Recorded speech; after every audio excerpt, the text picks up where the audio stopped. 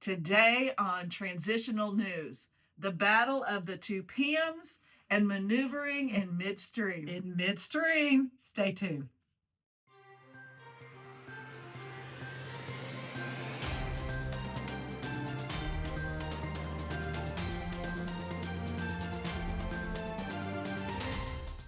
Hi, welcome to Transitional News, where we view current events through a prophetic lens. I'm Sherry Erb. And I'm Mary Beth McElroy. Oh my gracious.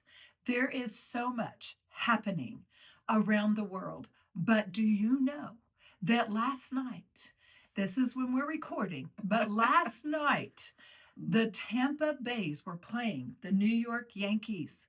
And in the seventh inning where you're stretching, the seventh inning when you're about to thrust forth with the greatest strength and ability to win this game. The finishing anointing. No, I mean, it's so prophetic. This is a prophetic lens. What happened was Jose Caballero was pulled off of the Tampa Bay field, Sherry. Okay, this happened during the game. During the game, all right. Yes. And publicly, with all eyes to be able to see.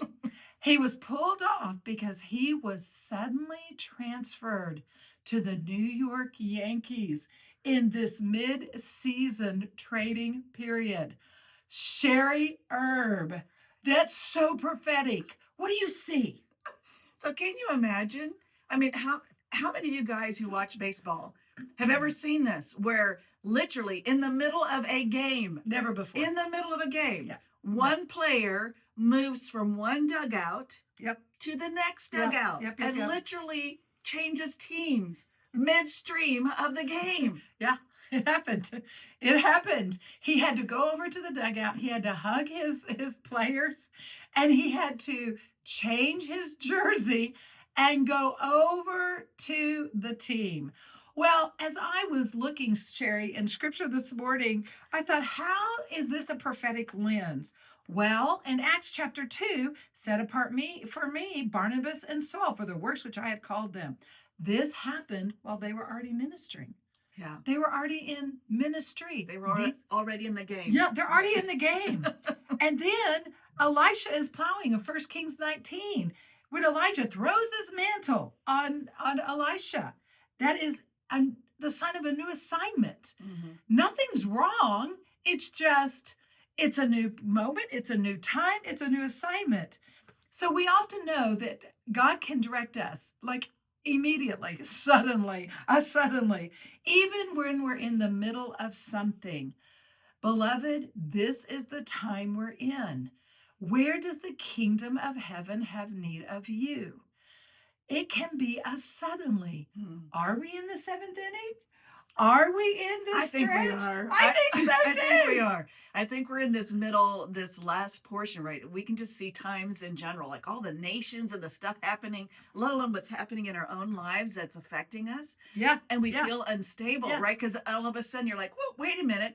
I thought I was going to be playing for the Rays for the rest of my life, right? Or I thought I was going to stay with the Rays at least till the end of the season, or until they won a championship, or, whatever. And all of a sudden God says, oh no, midstream. Yes, I called you to this, but guess what? I'm now moving you over here for the next piece. And it doesn't mean that you failed to hear God before. Right. It doesn't mean what you were doing before was not of God. Correct. It doesn't even mean it was bad. Right. No. Right? God's just saying, no.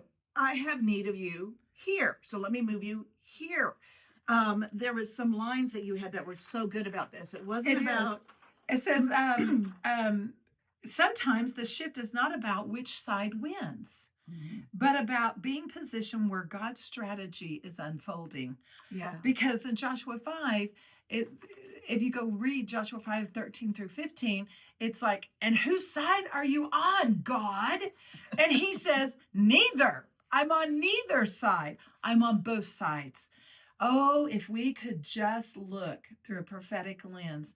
Beloved, you may be called into a suddenly, and it's for God's kingdom, it's for his advancement, and it will also be for potential possible refining in your own life, or he needs you to be a refiner. He's going to use you to be a disruptor.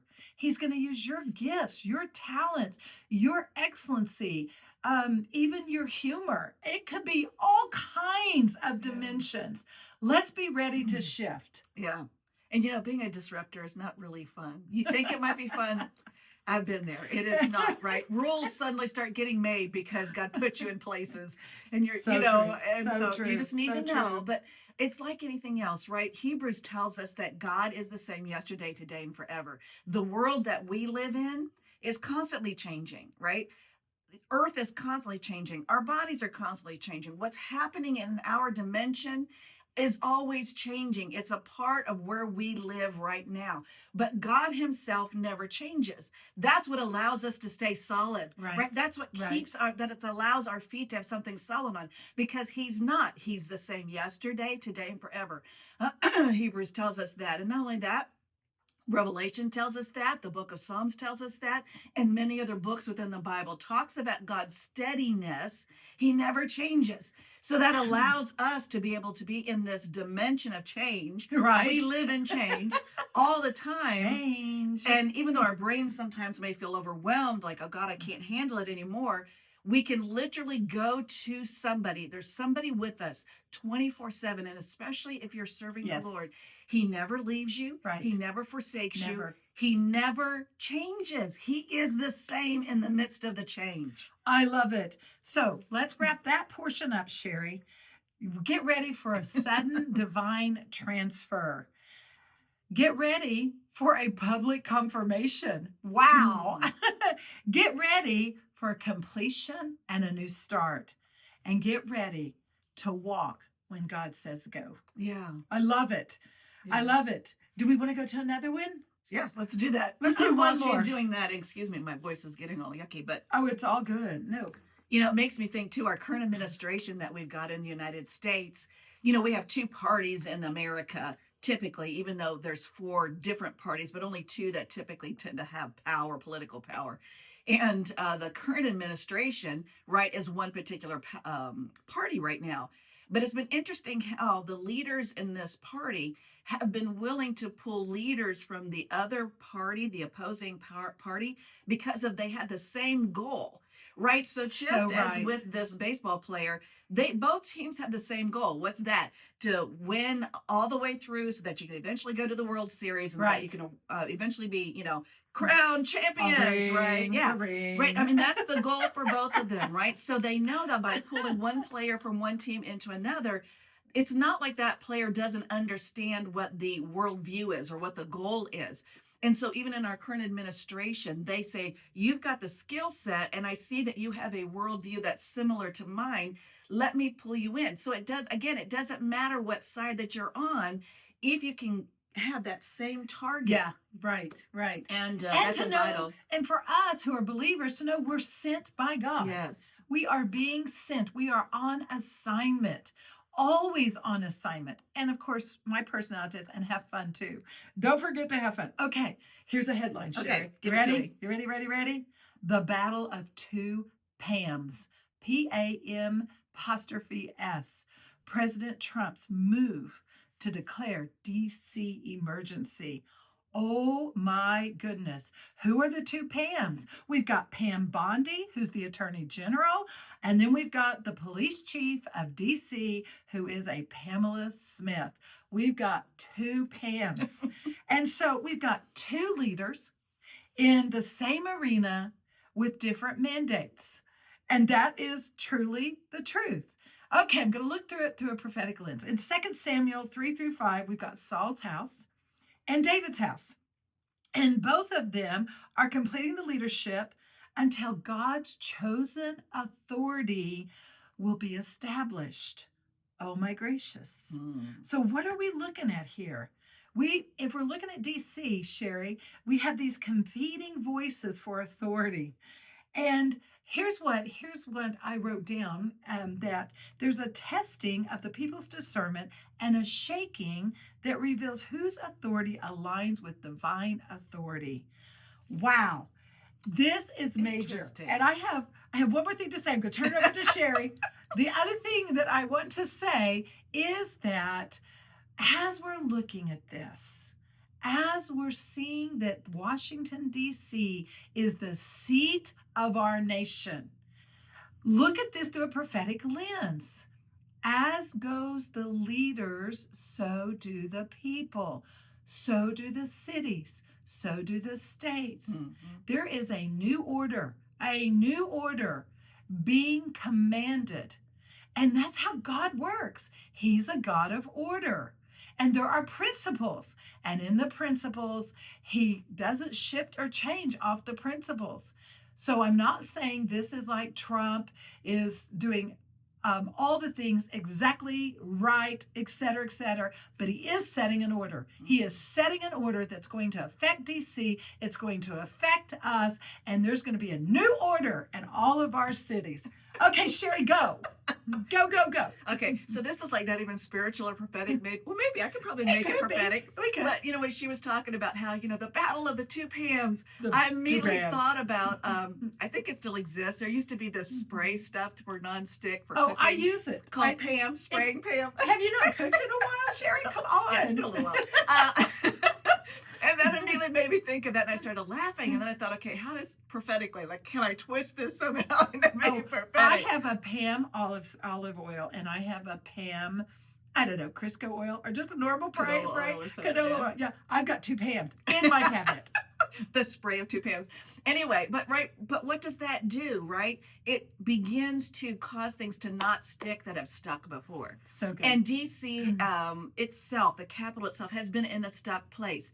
And it's spiraling downward, right? Yeah. The mentality of those that are stuck there, the immigrants that have come in have not been properly trained in, this is the vision of America. This is the worldview of America. If you choose to be an American, you need to understand where we came from and where we're going, right? That needs to be done, as well as it's time to say, we've got crime in here. We've got all these other issues, and it's time to get that stuff unstuck. So in a way, it is kind of like the spraying of Pam into a pan, right? To make sure that things that used to get stuck don't get stuck, and that the recipe turns out right. We want the recipe of the Democratic Republic of America to come out right. Yeah. And we've got generations that are trying to cook, so to speak, in our nation with ideals and thought patterns that are going to stick and cause a problem. We've got to spray the Pam in the pan so that we can cook the recipe of America properly for the next generations. It's not about just current what's happening, although what's happening right now is like, woohoo, okay. Right. We're good with all of the changes. But really, it's about generations, and we have to remember that with all that goes on. Yes. So what is this message to you through the prophetic lens? Things are maneuvering in a unique way. You're a part. Hear the Lord. Move quickly when he says change. And also know it's a time of discernment. Part of what we're seeing in the 2 Pams is which voice is going to rise up that's truly going to bring order. Which one? And you'd have to go study some of the details of what's going on in DC, but we've got the federal police going into neighborhoods, and we've got neighborhoods rising up against them, telling them not to come into their neighborhood, because it looks like that they don't want peace in their neighborhood. They don't want order in their neighborhood. And there's a part of me that's like, what? Another part is like what Sherry suggested was, it could be the criminals themselves, right? That are protesting, right? Because they're used to being in charge. They're used to the chaos, right? Yep. And when there's lawlessness and chaos, we open the door, whether it's in our individual life, whether it's in our family, right? Whether it's in a church, whether it's in a city or a state or a nation. Well, we allow these things to begin to happen. And I'm not talking about being a tyrant, right? That's like the big thing right now. Nazis and tyrants and blah, blah. And the truth is, you really don't know what that means. If you're using those words, just flinging them around, it means that you're actually ignorant. You don't know what that means. Right. And I encourage you to go through and study history so that you understand what it actually means. And when you understand what it means, you will no longer use those words. But what is happening is, right, we have this chaos, right? We've got this disorder, and you can have disorder without chaos sometimes, but the chaos has gone into lawlessness. And when you have that, you start opening the door in the spirit realm for things, but then you also open the door, and criminals love that. They love to come in. You've got people who are organized in their mind, and when they see a chaos, or if chaos is not existing yet, they will hire people to go in to cause chaos so that they can come in, be the savior, and then now they've taken over a neighborhood. This is what happened in Brooklyn. This is what happened in a number of boroughs in New York back in the 70s and the 80s and the 90s. And it took quite a while for them to get all of that rearranged because they just allowed it to go into chaos, and then to try to bring it back into at least some semblance of order so that the citizens could be safe physically, but then it allowed growth. See, businesses left, right? In chaos, businesses say, we're not interested. So now everybody's living in a place of poverty that was worse than before it started, right? You have religious ideas and extreme religious ideas that come in, like Islam and some of the others that have popped up that come in and say, okay, there's chaos. So we can bring order, but it really begins to destroy people's lives. So this is one of the reasons. So we really encourage you, if you are maneuvering in midstream, like our nation is doing right now, like what happened here in the baseball game between the Rays and the Yankees. Don't forget the baseball game. You know what's happening with the battle of the two PMs. We feel you, we hear you, and we just want to remind you, God is the same yesterday, today, and forever. Thank you so much for joining us. We look forward to the next time. Goodbye. Goodbye.